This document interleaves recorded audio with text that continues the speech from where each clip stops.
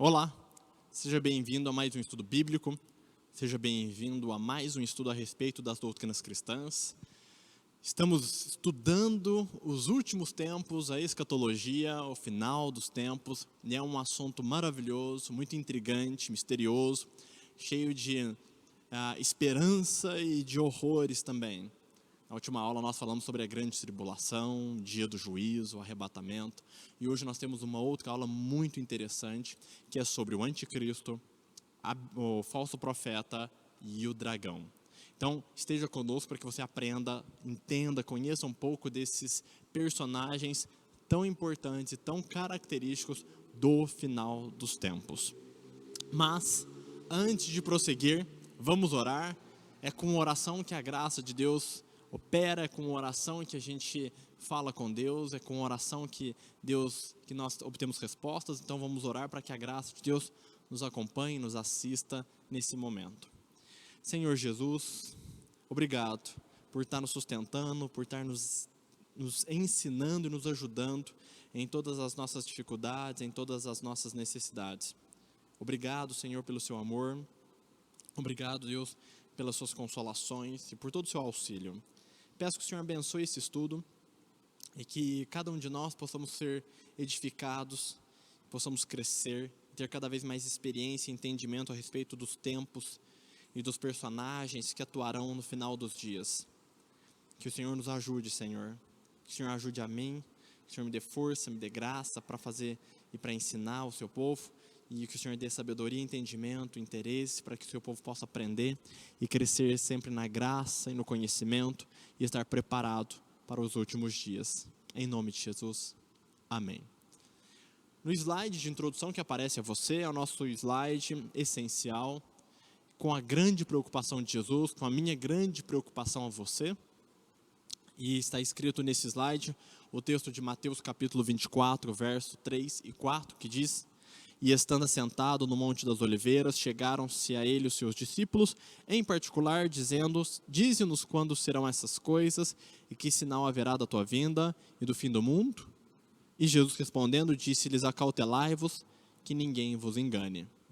Meus irmãos, eu tenho apelado em todas as aulas e faço novamente esse apelo a você, a respeito de quão importante é você ser sábio, de você ter as informações corretas a respeito do final dos tempos.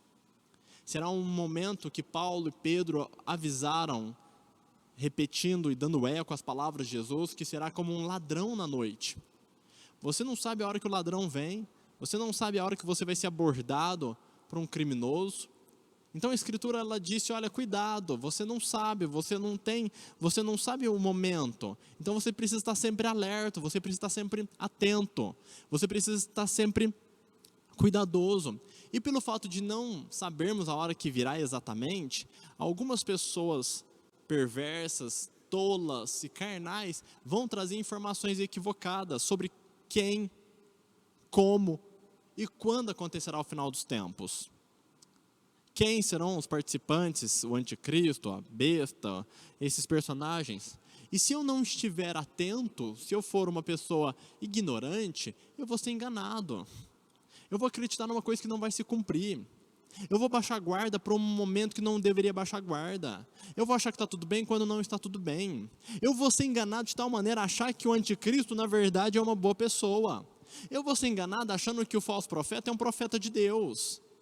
Eu vou ser enganado achando que pessoas perversas são pessoas aprovadas por Deus. Então a Escritura diz: cuidado, ninguém engane você. Ah, mas eu não vou ser enganado. Cuidado, muito cuidado. É o que Jesus disse, acautelais. É um tema maravilhoso, é um tema muito importante que você precisa ter cuidado. E nesse diagrama mostra vários elementos que nós já estudamos, que nós ainda vamos estudar, a respeito do final dos tempos, da escatologia, e que são essenciais, que você precisa estar bem atento e que tenha sabedoria sobre esses temas: a morte, o estado intermediário, sinais do fim, o anticristo, o arrebatamento, falamos já sobre isso, a segunda vinda de Cristo, o milênio, o julgamento final e alguns outros temas essenciais que fazem parte desse grande cenário do final dos tempos.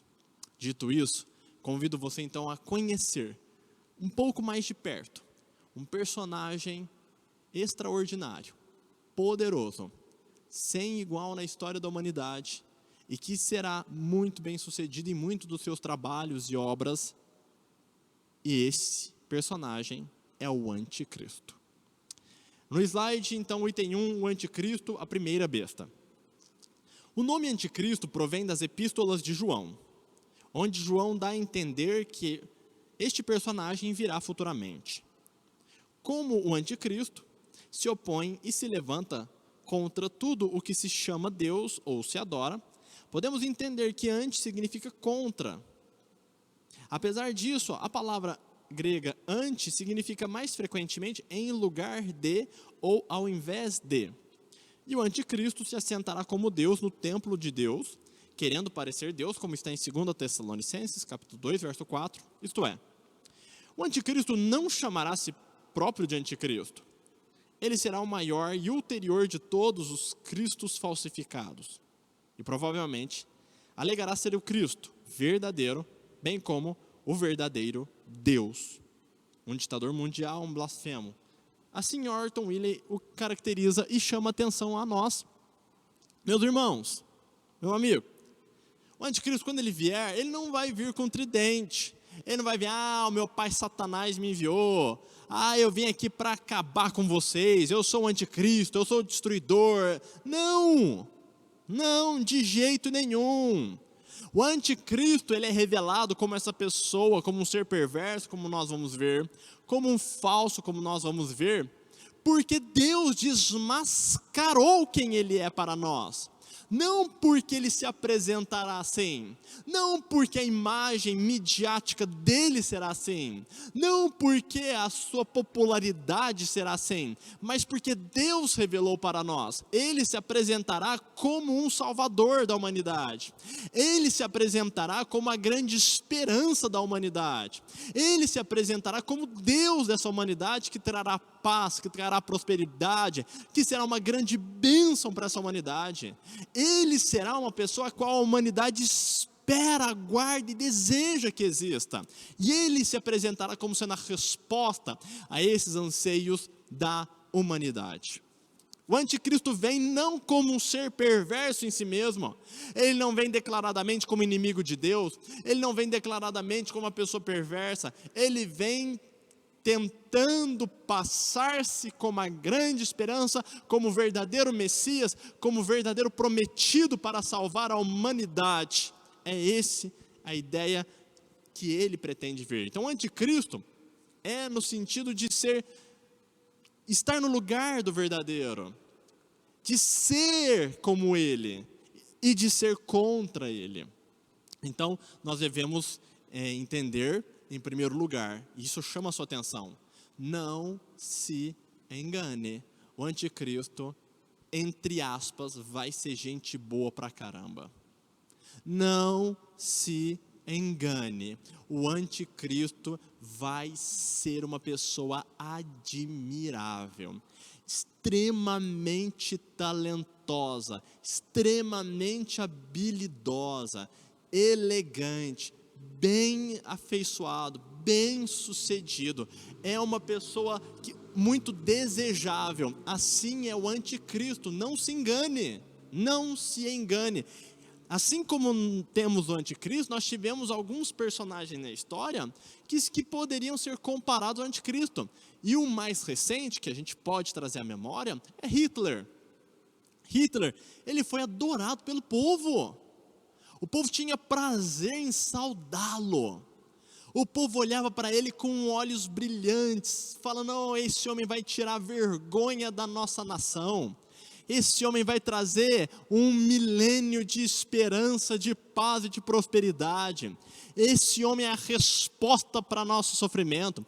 Esse homem é corajoso, esse homem é ousado, esse homem conhece bem as palavras, esse homem sabe como enfrentar os inimigos e colocar cada um deles no seu lugar. Esse homem é brilhante. Então o anticristo, semelhante a ele, vai ser uma pessoa desejável. Em primeiro lugar é esse. O anticristo será alguém desejável e que se passará pelo Cristo. Muito cuidado, muito cuidado. Primeira questão é essa. Ele vai tentar te enganar. ele vai tentar enganar você. E ele vai aparecer de uma maneira que você nunca imaginou. De uma maneira muito carismática. De uma maneira muito agradável e desejável. Muito cuidado. No mesmo slide, Berkhoff vai dizer, podemos dizer a respeito do anticristo que o espírito do anticristão já estava em ação nos dias de Paulo e de João, segundo o próprio testemunho dele. Então, o espírito do anticristo, que a Escritura vai falar muitas vezes, é um espírito, é a ideologia, é a mentalidade, é o propósito, já estava operando em outros, desde a época de Paulo e João.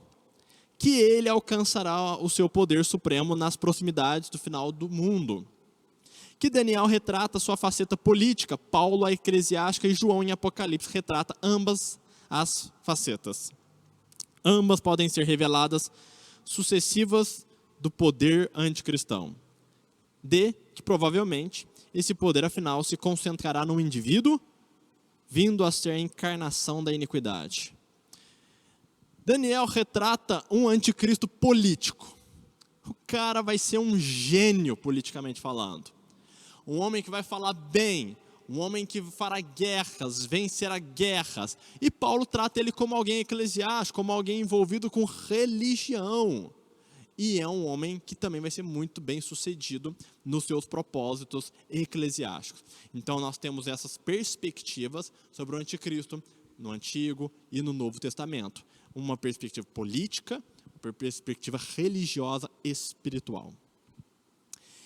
Em Apocalipse, no próximo slide, aparece o texto de Apocalipse, capítulo 13, verso 1 ao 8, apresentando a primeira besta, que é o anticristo. Nós temos duas bestas, a primeira é o anticristo, a segunda besta é o falso profeta. São duas bestas e com um dragão formam o que a gente chamaria de uma trindade satânica e diabólica. O texto, então, do anticristo, ele aparece em Apocalipse de uma maneira bem completa, no capítulo 13, do versículo 1 ao 8, que está escrito nos seguintes termos. E eu, João, pus-me sobre a areia do mar e vi subir do mar uma besta que tinha 7 cabeças e 10 chifres. E sobre os chifres, 10 diademas. E sobre as cabeças, um nome de blasfêmia. E a besta que vi era semelhante ao leopardo, e os seus pés como de urso, e a sua boca como de leão. Até aqui são características que mostram sua autoridade, sua influência e o seu poder. Se fosse falar detalhadamente, poderia ser considerado a extensão do seu poder, ou a semelhança da sua autoridade como outros reinos do passado. E o dragão deu-lhe o seu poder, e o seu trono, e grande poderio. Então o diabo concedeu a essa besta, a esse personagem que veio das águas, concedeu o quê? Poder, trono e poderio. Então, assim, esse personagem foi revestido, foi, entre aspas, abençoado pelo dragão. E quem é o dragão? É o diabo. Foi abençoado pelo diabo com autoridade, com poder, com grande glória, com grande virtude, com grande autoridade. Então, esse personagem, ele é um personagem que vem sob o espírito, a influência, a autoridade, o poder do diabo.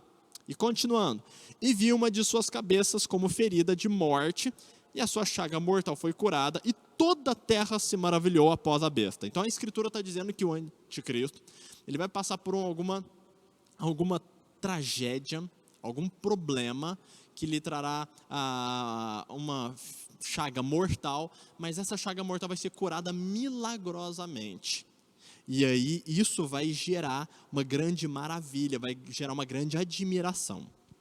E adoraram o dragão que deu à besta o seu poder. Então o anticristo vai levar as pessoas a adorarem ao diabo, adorarem ao dragão. E adoraram a besta. Então a besta, o anticristo, vai ser adorado e a sua adoração, ela reverbera na adoração do diabo. E adoraram o dragão que deu à besta o seu poder, e adoraram a besta, dizendo: quem é semelhante à besta, quem poderá batalhar contra ela? E foi-lhe dada uma boca para proferir grandes coisas e blasfêmias, e deu-se-lhe poder para continuar por 42 meses, e abriu a boca em blasfêmias, contra Deus, para blasfemar o seu nome, do seu tabernáculo e dos que habitam no céu, e foi-lhe permitido fazer guerra aos santos e vencê-los, e deu-se-lhe poder sobre toda tribo, e língua, e nação, e adoraram-na todos os que habitam sobre a terra, e esses cujos nomes não estão escritos no livro da vida e do Cordeiro, que foi morto desde a fundação do mundo. Então nós vemos várias características do anticristo, nós vimos algumas que eu já falei, outra, quem poderá batalhar contra ela, vai ser um grande líder militar, incomparável, admirável, e ele vai ser tão forte, tão poderoso em guerras, em força militar, que as pessoas vão reverenciar, e vão aderir, falar, não, eu estou junto com ele, é o grande vencedor, é incomparável, quem pode vencer, quem pode triunfar. Então as pessoas vão seguir, e por causa disso, ele vai ser muito exaltado, ele vai ser muito engrandecido e glorificado pelos seres humanos, e quando então ele se engrandecer, ele vai começar a blasfemar a Deus, vai começar a blasfemar as coisas de Deus, vai blasfemar o templo de Deus, vai blasfemar as coisas espirituais, e ele vai começar então a ter um comportamento ainda mais arrogante, um comportamento mais abusado, mais hostil ainda contra a humanidade, e ele vai então perseguir os santos e vai vencer. Então ele vai ser um homem de grandes batalhas, de grandes conflitos, muitos confrontos, vai ser um homem de política, um homem de fama, um homem público, uma figura pública extraordinária, muito admirada, uma figura pública muito querida pela humanidade, e essa figura vai guerrear, vai vencer, e vai ter muito sucesso, vai prosperar muito nos seus intentos de dominar, e mostra a Escritura que esse ser, ele vai conseguir um domínio muito amplo, a nível global, ele vai ter uma influência global muito poderoso, mesmo sobre os que habitam na terra.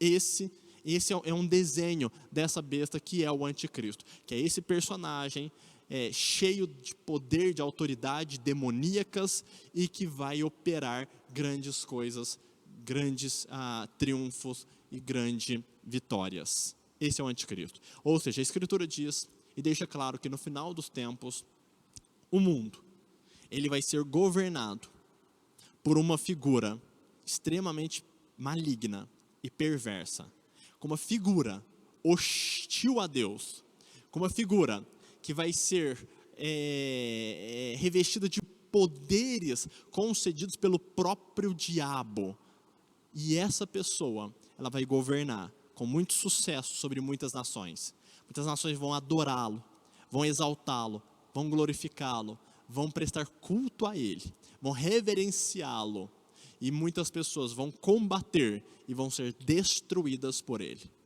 Então um governo, por isso que se fala muito de um governo mundial. Por que um governo mundial? Porque nós temos um anticristo que vai governar mundialmente.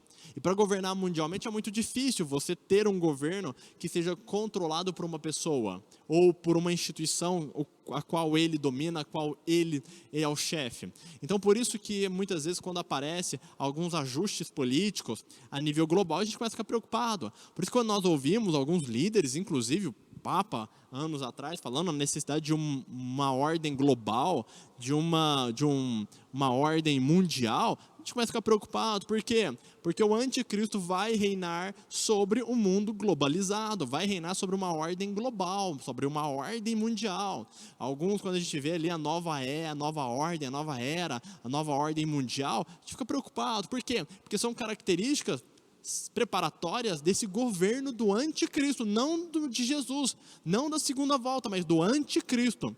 Por quê? Porque as características que traz sobre ele é que ele vai reinar, ele vai governar sobre, e vai ter muita autoridade sobre reino, tribo, língua e nação. Ok? No próximo slide nós temos o texto indicando a origem do anticristo, e pasme, a origem em qual sentido? Como que ele aparece, como ele se desenvolve neste mundo, nesta era, entre a humanidade, como que ele se torna esse anticristo, esse líder poderoso? A Escritura diz em Apocalipse capítulo 13, verso 1 o seguinte: e pus-me sobre a areia do mar, e vi subir do mar uma besta. Então a imagem é que, imagina, você está na praia, está na areia, você vê o mar à sua frente, e no meio do mar sobe, ergue-se uma grande e uma besta poderosa de lá, com 7 cabeças e tudo mais. E essa imagem, ela é uma imagem figurativa com muitas imagens, ou seja, não daria para falar tanta coisa, às vezes escrevendo de uma maneira literal. Então, muitas vezes se usa a imagem para que muitas mensagens presentes e futuras sejam entendidas através dessas representações. E quando fala que ele surge do mar, tem um significado claro na Escritura. Acompanhem comigo. Apocalipse capítulo 17, verso 15 diz: E disse-me, as águas que viste, onde se assenta grande prostituta, são povos e multidões e nações e línguas. Isaías 57, 20 diz: Mas os ímpios são como o mar bravo, que não se pode aquietar, cujas águas lançam de si lama e lodo. Em Mateus capítulo 4, verso 19, disse Jesus: Vinde após mim e vos farei pescadores de homens. Em Isaías capítulo 17, verso 12 diz: Ai da multidão dos grandes povos que bramam como bramam os mares, e do rugido das nações que rugem como rugem as impetuosas águas. Então, quando fala de águas, quando o João está olhando o mar, aquele mar significa as nações, aquele mar significa as tribos, aquele mar significa a humanidade ímpia. E a Escritura diz que o anticristo, que a besta é elevado, ele vem dela. Qual é o significado? Que o anticristo virá como alguém promovido pelas nações, promovido pela humanidade ímpia e perversa. O anticristo ele não vem do nada. O anticristo vem pelo próprio desejo da humanidade. O próprio mundo vai exaltá-lo e vai elevá-lo. Ele não é alguém que por si só, que vem contra todas as expectativas, que é um rebelde que vai se impor, que vai fazer com que as pessoas o aceitem goela abaixo. Não, não é essa a perspectiva da Escritura. O anticristo não vem como um ladrão roubando um posto, ou um cargo, ou um domínio, mas ele vem como alguém que conquista e que é aprovado e que é desejado pelas nações e pelos ímpios. E isso é muito preocupante. Isso é muito preocupante. Isso é muito sério. Porque a Escritura deixa muito claro que as pessoas vão amar o anticristo, vão desejar o anticristo. Ele vai aparecer como alguém, e você então às vezes fica com aquelas imagens, uma imagem tosca de um anticristo sem graça, de um anticristo endemoniado, de um anticristo louco, de um anticristo insensato. Mas quando ele aparecer não vai ter nada disso. Sábio, carismático, poderoso, cheio de autoridade, sabendo falar e falando com ousadia e coragem, bom de guerra, estratégico, vencedor, triunfante. Assim é o anticristo. E por causa disso as nações, ele vem das nações. Ele é uma resposta aos anseios e os desejos das nações. Então o anticristo, ele toma o seu poder, não necessariamente a força, em alguns aspectos ele vai fazer guerra, então tem força, mas em outro aspecto, e o mais evidente, mais intenso, é que ele é um desejo, ele é um desejado das nações, por assim dizer. Ele é um desejado, as nações ímpias e perversas desejam ele e ele virá, e ele governará sobre elas. E como nós lemos, as pessoas vão maravilhar, e as pessoas vão adorar ele e o dragão que lhe deu o poder. O anticristo vem, portanto, por méritos, vem por carisma, vem por seduzir, vem por enganar pessoas, vem porque vai fazer a cabeça de pessoas que não estavam preparadas, de pessoas que não estavam preparadas porque não quiseram se preparar, porque negligenciaram a palavra de Deus, porque negligenciaram a verdade, porque negligenciaram a vida espiritual, e por serem pessoas carnais e naturais, elas vão cair no conto do vigário, elas vão cair nos enganos do anticristo, elas vão ser seduzidas pela graça, pelas virtudes, pelo poder, pela autoridade que ele tem, e vão ser enganadas por ele. Então o anticristo ele vem desta forma, e isso é muito alarmante, isso é muito assustador. Não é um perverso, é alguém muito sedutor. Muito cuidado com isso, a Escritura diz. Então, fique atento, por quê? Porque ele vem com uma imagem desejável, mas o caráter abominável. Por isso que você não deve julgar pela aparência. Você não deve julgar pelo sucesso. Tem muito cristão, e eu advirto você, tem muito crente que fala que a pessoa é homem de Deus porque a pessoa tem sucesso, que a pessoa fala bem, porque a pessoa tem dinheiro, porque a pessoa é famosa. Cuidado, não se acostume em julgar as pessoas pelo exterior, pelas repercussões sociais. Muito cuidado por amar pessoas e admirar pessoas por conta da fama delas. Muito cuidado, porque o anticristo será desse jeito. E se você é uma pessoa carnal, que admira as pessoas não pelo que elas são, não pelo que elas ensinam, não pelos frutos do Espírito que elas manifestam, não pelo comportamento saudável espiritual que elas têm, mas pela glória, pela honra, pela fama, pelo poder que elas têm, muito cuidado, porque você vai ser enganado pelo anticristo. Muito cuidado. O que mais? Outros elementos. 2 Tessalonicenses, capítulo 2, verso 3 ao 4, 8 e 10 diz: ninguém de maneira alguma vos engane, porque não será assim, sem que antes venha a apostasia e se manifeste o homem do pecado, o filho da perdição. Aqui, falando do anticristo, é um homem do pecado, é o filho da perdição, o qual se opõe e se levanta contra tudo que se chama Deus ou se adora, de sorte que se assentará como Deus no templo de Deus, querendo parecer Deus, e então será revelado o iníquo, a quem o Senhor desfará pelo assopro da sua boca. Só até aqui. Anticristo, filho da perdição, homem do pecado. E aqui nós temos outras características. O que esse homem vai fazer? Ele vai se assentar num templo. Que templo que é esse? É o templo de Salomão, que será reconstruído em Jerusalém. Hoje, no exato local onde era o templo de Salomão, nós temos o Domo da Rocha. É onde tem aquela cúpula dourada em Jerusalém. Eu estive lá. É exatamente o local onde estava o templo de Salomão. Hoje, assim, é praticamente impossível pensar e cogitar a possibilidade de que aquele local seja o local onde será reconstruído o templo. Por quê? Porque chama Domo da Rocha, domo de proteção, e rocha. Os muçulmanos acreditam que naquela rocha, onde o domo está protegendo, está sobre ela, é uma pedra a qual o profeta Maomé, na tradição muçulmana, o profeta Maomé foi trasladado ao céu e voltou à terra. Então é um lugar muito sagrado para os muçulmanos. Lá não é uma mesquita, lá é só um lugar onde protege essa rocha.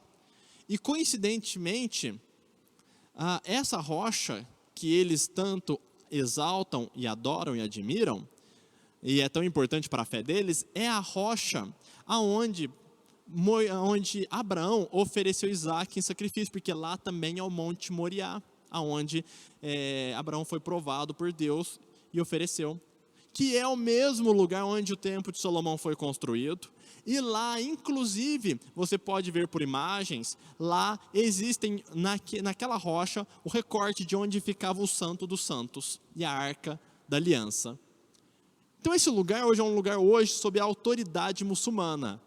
Para destruir o Domo da Rocha e fazer o templo ali, olha, é necessário um ajuste político, religioso, inimaginável. Inimaginável.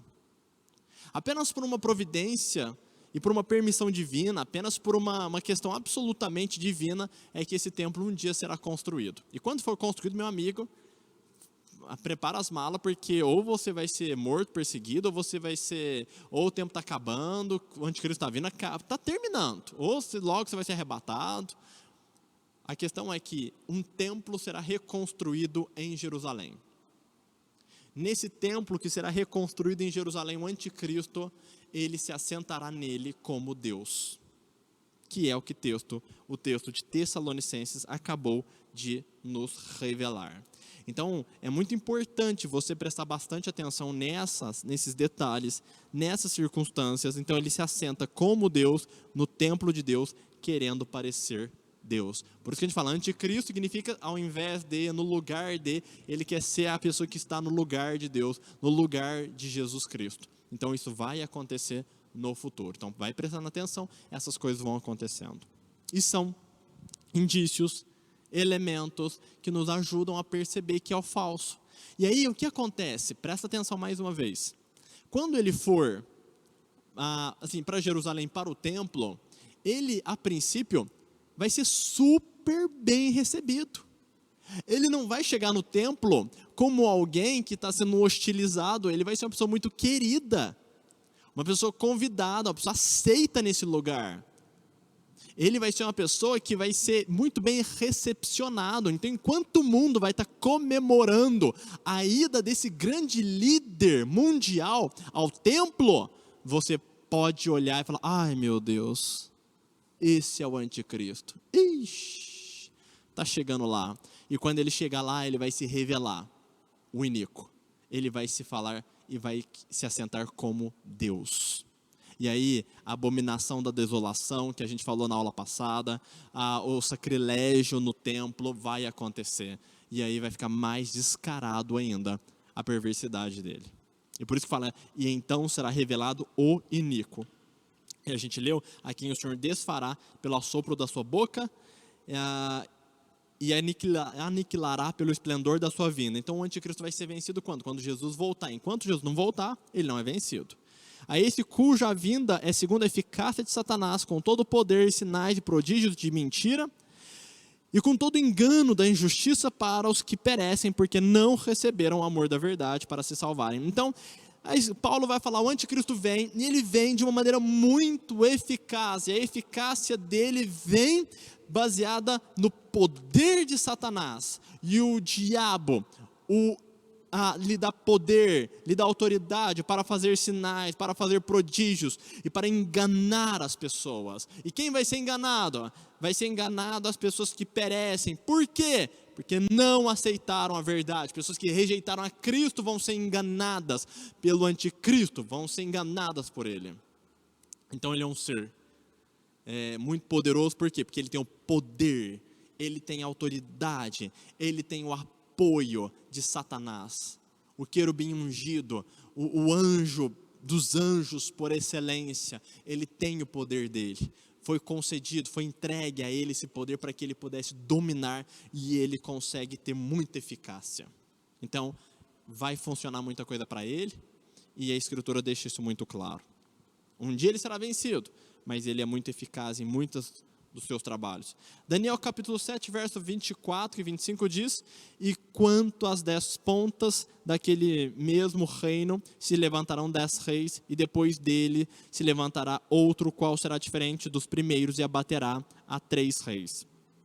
E proferirá palavras contra o Altíssimo, e destruirá os santos do Altíssimo, e cuidará em mudar os tempos e a lei, e eles serão entregues nas suas mãos por um tempo e metade de um tempo. Então nós temos o quê? Temos aqui a Escritura já em Daniel falando muitas coisas que nós lemos em Apocalipse. Falando a gente viu sobre a besta que tinha 10 chifres, aqui nós temos 10 pontas. Nós vimos ele falar contra o Altíssimo, que ele terá blasfêmia, vai blasfemar Deus, o tabernáculo de Deus, que é o templo. Nós vimos que a Escritura fala que ele lutará os santos e os vencerá.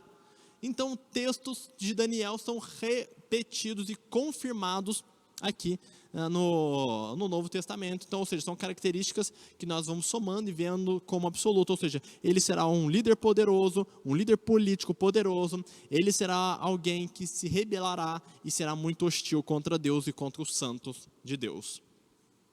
E ele terá domínio durante um certo tempo. Em 1 João, capítulo 2, verso 18, diz, filhinhos, já é a última hora, e como ouviste que vem o anticristo, agora também, muitos se têm feito anticristos, por onde conhecemos que já é a última hora. Então, João ele vai trazer uma frase falando da última hora e do final mesmo. Ou seja, os últimos dias começaram com Jesus, inegavelmente, segundo a teologia, segundo a Escritura. E esses últimos tempos começaram já com anticristos, falsos cristos ou pessoas tomando o lugar dele. Mas virá um anticristo, um especial, um personagem único na história. Próximo slide, mais algum texto sobre o anticristo. Daniel capítulo 11, verso 36 e 39. E esse rei, já falando do anticristo, fará conforme a sua vontade, e se levantará e se engrandecerá sobre todo Deus, e contra o Deus dos deuses falará coisas incríveis, e será próspero, até que a ira se complete. Ou seja, o anticristo reinará até o final do tempo da ira. Que tempo da ira? O dia do Senhor, o dia da ira. Por quê? Porque terminada a ira, Cristo volta, e nós acabamos de ler que ele vai ser vencido pelo sopro de Cristo. Cristo, o esplendor da sua vinda, o destruirá. Então, terminada a ira, esse rei que está prosperando, que está fazendo o que quer, ele será destruído. Então, fala quando será o término do seu poder. Porque aquilo que está determinado será feito. E não terá respeito aos deuses de seus pais, nem terá respeito ao amor das mulheres. É onde algumas pessoas vão dizer que esse anticristo, ou ele será uma pessoa que vai se fazer a si mesmo eunuco, né, que não terá prazer por mulheres, ou talvez porque ele será homossexual, ele terá interesse por outros homens, mas ele não terá interesse, respeito ao amor das mulheres, nem a qualquer Deus, porque sobretudo se engrandecerá. Mas ao Deus das fortalezas honrará em seu lugar, e a um Deus a quem seus pais não conheceram, honrará com ouro, com prata e com pedras preciosas, com coisas agradáveis, e haver-se-á com castelos fortes, com auxílio do Deus estranho, e aos que o reconhecerem multiplicará a honra, e fará reinar sobre muitos, e repartirá a terra por preço. Bom, vimos algumas características do anticristo, um poder militar, alguma característica pessoal com relação às mulheres, e vimos também que ele vai se levantar e vai reinar até o final da ira de Deus. Geisler vai falar que, embora grande parte disso se refira a Antíoco Epifânio, um personagem histórico que aconteceu, um invasor sírio cruel e inexorável, e tenha sido cumprido no século II a.C., alguns estudiosos acreditam que o versículo 36, esse rei fará conforme a sua vontade, é uma referência ao anticristo no final dos tempos. De qualquer forma, Antíoco é um precursor do anticristo, ele fez muitas coisas que o anticristo também fará durante a grande tribulação. Muitas coisas que personagens especiais farão ou fizeram na história da humanidade, que foram profetizados, muitas vezes foram prefigurados por pessoas anteriores que fizeram coisas parecidas para mostrar, sim, a realidade da possibilidade e trazer uma luz de como poderia ser. Isso aconteceu com Jesus. Tivemos muitos personagens que prefiguraram Jesus, foram parecidos ou uma imagem do que seria o Messias. Assim também acontecerá com o anticristo. Alguns personagens prefiguram ele, dada a importância do seu personagem na história e no final dos tempos. Então Deus também permite que alguns personagens, como Hitler, como Antíoco Epifânio, venham ser representações, prefigurações do que será o anticristo, para que a humanidade já tenha um paralelo de como comparar e de como ele será. Por fim, mais dois textos sobre o anticristo. Apocalipse capítulo 14, verso 9 e 10. E seguiu o terceiro anjo com grande voz dizendo: se alguém adorar a besta e a sua imagem, receber o sinal na testa e na mão.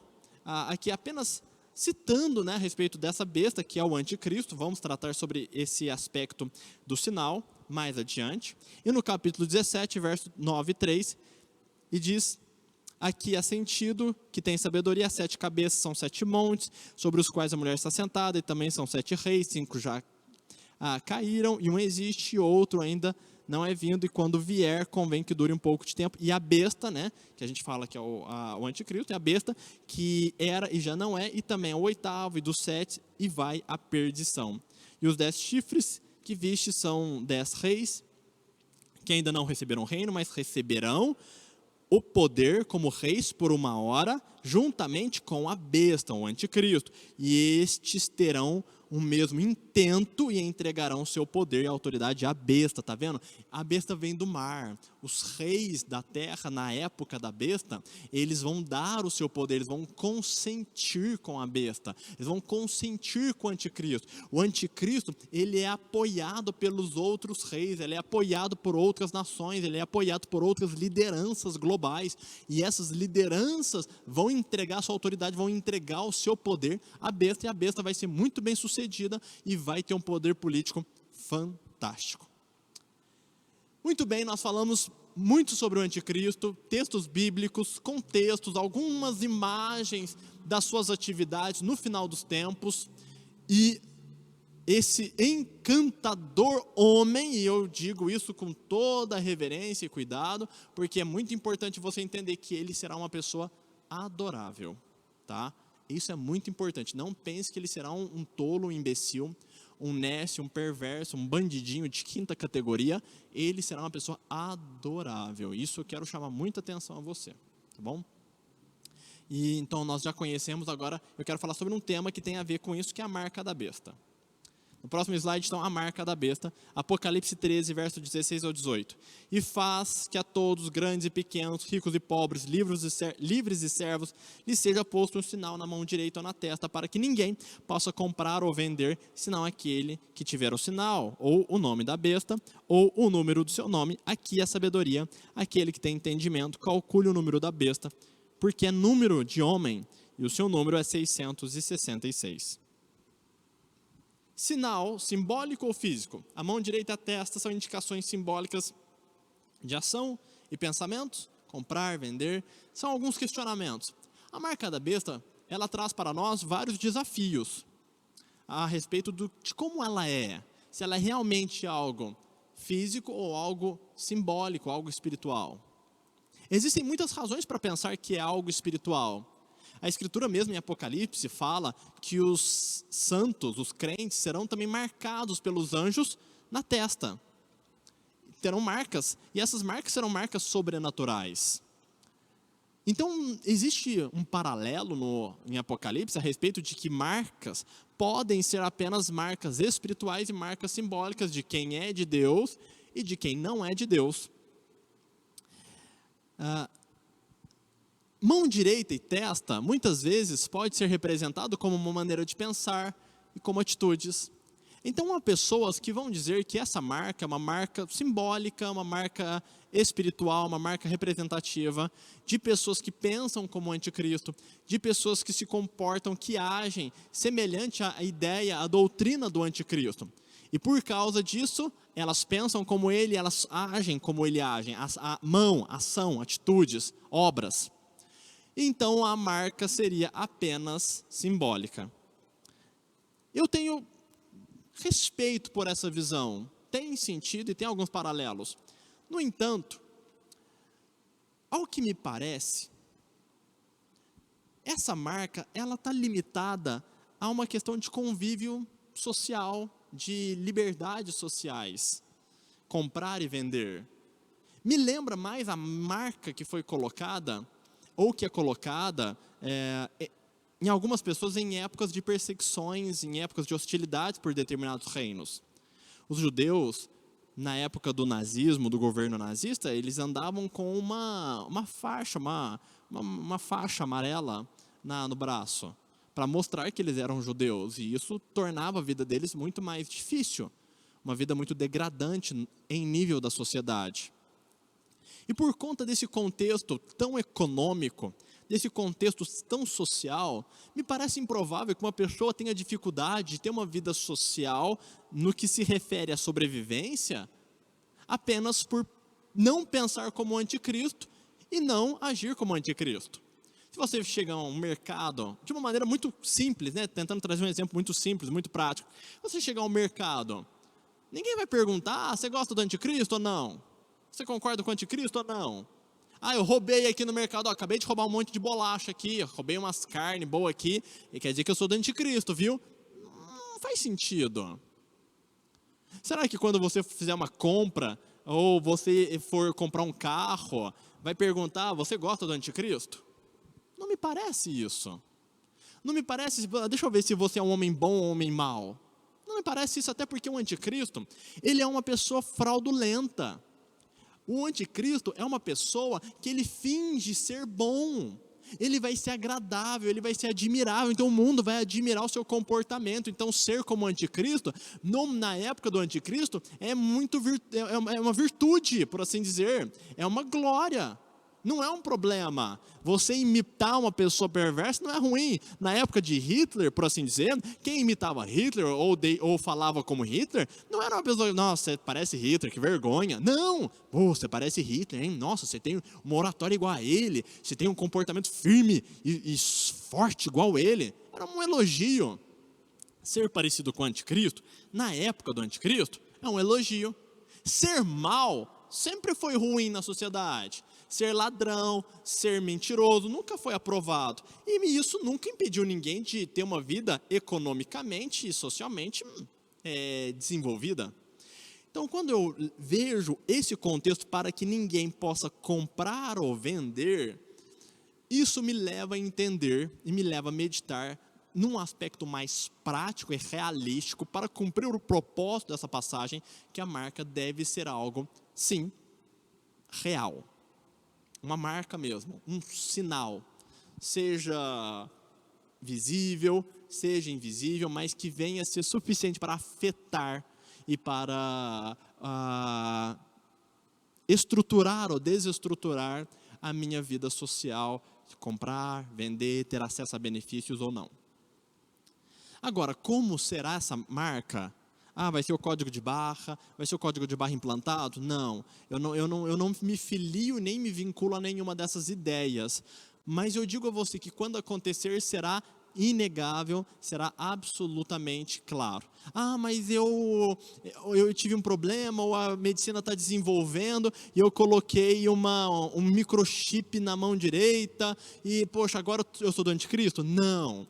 Ainda que tenha colocado um equipamento, isso não significa nada. O que significa é você colocar em um espírito, em um sentimento de se associar e se vincular ao governo do anticristo. O equipamento por si só não vale nada. A marca por si só não é nada. O que importa é você estar fazendo isso por vinculação ao governo. Então, dependendo do que for, materialmente falando, essa marca, a qual eu acredito que hoje sim é uma marca mais visível, física, vai assim, poxa, eu coloquei lá um negócio na mão. Cuidado, não fique desesperado. O governo está mandando colocar um chip na mão direita porque vai facilitar comprar, vender e a identificação. Olha, a princípio eu não tenho nenhum problema com isso. Poxa, eu coloquei um chip que vai me ajudar a comprar e vender, vai evitar sequestros, vai evitar um monte de coisa. Então é uma melhoria, uma tecnologia saudável. Se isso não me vincula a nenhum governo, se isso não me vincula a nenhuma adoração, se isso não me vincula a nenhuma espiritualidade, se isso não me vincula a nenhuma religião, é só uma peça, é só uma tecnologia, como um óculos que você usa. Você usa um óculos, você usa um marca-passo, você usa uma prótese, você usa uma tecnologia dentro de você que te faz bem. Se isso ajudar e for uma tecnologia vantajosa e favorável, não tem nenhum problema. O problema é, nós vamos colocar uma marca que vincula você a uma religião, a um governo, que te vincula a uma ideologia. Aí, cuidado com a ideologia que você vai se vincular. Esse é o grande problema. Ok? Na minha humilde visão, eu acredito que essa marca é uma marca física. Eu entendo que tem razões para pensar que essa marca é espiritual, mas isso não me encaixa, francamente falando, eu não vejo que isso é satisfatório para o contexto que está se falando, e essa ideia de uma marca invisível que vai impedir uma vida econômica, é até difícil achar precedentes na história. Agora, o contrário é muito claro. Marcas visíveis que limitaram a vida econômica, a vida social de uma pessoa em uma determinada sociedade, em uma determinada nação ou reino. Certo? Próximo passo, o falso profeta, item 2. O falso profeta do fim dos tempos é descrito em Apocalipse 13, do verso 11 ao 15. Ele também é conhecido como a segunda besta, falamos da primeira, a segunda besta agora. O falso profeta é o terceiro na trindade profana, juntamente com o anticristo e Satanás, o qual capacita os outros dois. Ao invés de ter a multiplicidade de cabeças e chifres do anticristo, mostrando o seu poder, força e velocidade, o falso profeta vem como um cordeiro, uma forma cativante, com palavras persuasivas que atraem a simpatia e boa vontade dos outros. Ele pode ser um extraordinário pregador ou orador cujas palavras demoníacas fortalecidas vão enganar as multidões. Os enganadores e falsos mestres que vemos hoje são os precursores do anticristo, do falso profeta. E não devemos ser enganados por eles. Esses falsos mestres são muitos e estão nos movendo em direção a um reino final satânico. Próximo slide, acompanha comigo o texto de Apocalipse 13, verso 11 e 15. E vi subir da terra outra besta, agora não é o anticristo, é outra. E tinha 2 chifres, semelhantes ao de um cordeiro. Olha essa outra besta, parece um cordeirinho. E falava como dragão. E exerce todo o poder da primeira besta na sua presença e faz que a terra e os que nela habitam adorem a primeira besta. Então, essa segunda besta conduz a adoração à primeira besta, cuja chaga mortal foi curada e faz grandes sinais, de maneira que até fogo faz descer do céu à terra, à vista dos homens, e engana os que habitam na terra com os sinais que lhe foi permitido que fizesse em presença da besta. Dizendo aos que habitam na terra que fizessem uma imagem à besta, que recebera a ferida de espada e vivia. E foi-lhe concedido que desse espírito à imagem da besta, para que também a imagem da besta falasse e fizesse que fossem mortos todos os que não adorassem a imagem da besta. Então, considerações: parece alguém inocente, mas sua doutrina é diabólica, ou seja, falava como dragão. A doutrina, o ensino é diabólico. Faz milagres e grandes sinais, inclusive imitando o profeta Elias, fazendo fogo descer do céu. Fazer fogo descer do céu é uma marca de aprovação divina. Elias fez fogo descer do céu como marca de aprovação divina. Provavelmente a oferta de Abel teve fogo descendo do céu como marca de aprovação divina. Então fazer fogo descer do céu é muitas vezes marca de aprovação e de poder dos céus. Quando Jó foi hostilizado e atingido, perseguido pelo diabo, o diabo fez fogo descer do céu como para enganar Jó, como se Deus estivesse contra ele, para tentar colocar inimizade entre Jó e Deus. Por quê? Porque fazer fogo descer do céu é uma imagem de aprovação ou de poder divino, um fogo, um poder que vem do alto. Então, essa outra besta, esse falso profeta, ele vai ser alguém de igreja, um líder de igreja, um pregador poderoso, famoso, muito influente, um religioso muito influente. E esse religioso muito influente, ele vai conduzir as pessoas à adoração do anticristo. É como se ele falasse, é como se ele fosse um grande pregador, e ao invés de o pregador levar as pessoas a Jesus Cristo, é um pregador que leva as pessoas ao anticristo. Ao invés de ser um pregador bíblico que leva as pessoas a Jesus, a salvação, é um pregador que leva as pessoas ao anticristo, ao diabo, a condenação. Mas ele vai parecer como ovelha, ele vai simular milagres bíblicos, ele vai ter uma oratória poderosa, mas uma doutrina terrível, uma doutrina diabólica, inclusive estimulando a feitura de imagem e adoração a ídolos. Meus irmãos, isso não tem nada de novidade, a Escritura já advertiu isso desde o princípio. Na lei de Moisés disse: aparecer entre vós um profeta poderoso que faça sinais nos céus, não fique com medo dele.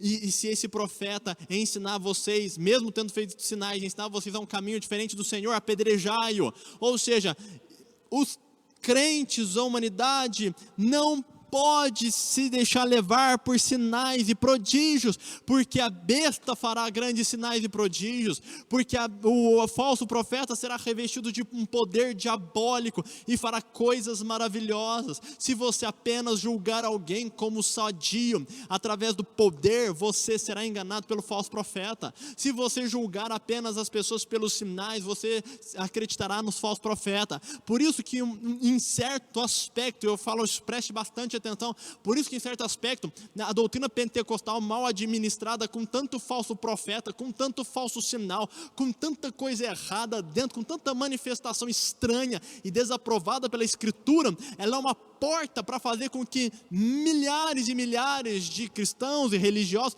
admirem apenas sinais e prodígios e não perceba mais caráter. Quantos cultos evangélicos as pessoas simulam ou se entregam a sinais e prodígios de pessoas carnais, de adúlteros, de gente desonesta, de gente mentirosa, de gente que xinga, que odeia, ingratos, orgulhosos, rebeldes. Eles não têm caráter, mas têm aparentes sinais, porque oram em línguas, porque profetizam, e eles podem continuar sendo uns vagabundos, uns canalha da fé, uns sem vergonha que a igreja não adverte, que a membresia não adverte, e que dá e passa a mão na cabeça só porque tem sinal e prodígio, só porque ora em língua e diz interpretar a língua, porque diz ser profeta, porque diz ter visões, porque diz ter sinais, e por ter sinais não importa se é um mau caráter. Essas pessoas, elas são precursores desse falso profeta, e esse falso profeta está sendo preparado para isso. Por quê? Porque quando ele vier, as pessoas estarão já espiritualmente e mentalmente condicionadas a aceitar uma pessoa de mau caráter, de má doutrina, mesmo apenas se ela fizer sinais e prodígios. Está sendo preparado para a vinda dele. Então o falso profeta é esse outro personagem poderoso, importantíssimo, e que ele será um grande apoiador do anticristo, e ele promoverá o anticristo, e ele exaltará o anticristo, e conduzirá pessoas a adorar o anticristo, e adorar o anticristo é adorar o dragão, nosso último personagem. Item 3, o dragão e a trindade satânica. Então, para encerrar, Apocalipse 13, 2 diz: e a besta que vi era semelhante ao leopardo, e os seus pés como de urso, e a sua boca como de leão. Nós falamos desse texto, o anticristo, e o dragão lhe deu poder. Capítulo 12, verso 9, e foi precipitado o grande dragão. Aí a gente vai entender a identidade do grande dragão. Quem que é o grande dragão? É a antiga serpente, chamada Diabo e Satanás, que engana todo mundo, e foi precipitado por terra, e os seus anjos foram lançados com ele. O dragão é Satanás, e de uma forma maligna se manifesta de modo a profanar a trindade santa, Pai, Filho e Espírito Santo, através de sua própria trindade, dragão, anticristo e falso profeta. Então o final dos tempos é marcado por esses personagens carismáticos, talentosos, poderosos e extremamente malignos. O que vai salvar você, o que vai ajudar você é o quê? É conhecer e aceitar a verdade. Porque se você for basear em talento e em sinais, olha, você vai cair facilmente nas mãos do falso profeta e do anticristo, porque eles vão ser ponta, eles vão ser fantásticos. E eu falo com essa admiração porque é essa admiração que a Escritura traz sobre eles. Eles são sensacionais, poderosos, articulados, falam bem, ousados, bons de guerra, bons de política, com sinais, com prodígios, enganadores, fantásticos. Agora, a única coisa que vai fazer você saber se eles são verdadeiros ou falsos é a doutrina que eles ensinarão. É a doutrina que eles ensinarão. E o anticristo vai querer ser adorado e promover a adoração ao diabo. A falso profeta vai promover a adoração ao anticristo. Ou seja, eles conduzirão as pessoas a uma falsa adoração, à idolatria, ao pecado, ao engano.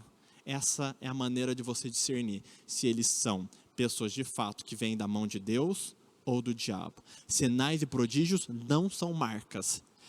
Talentos naturais não são marcas. A marca do verdadeiro contra o falso é caráter. Então, apenas pelo caráter, pelos frutos, os conhecereis.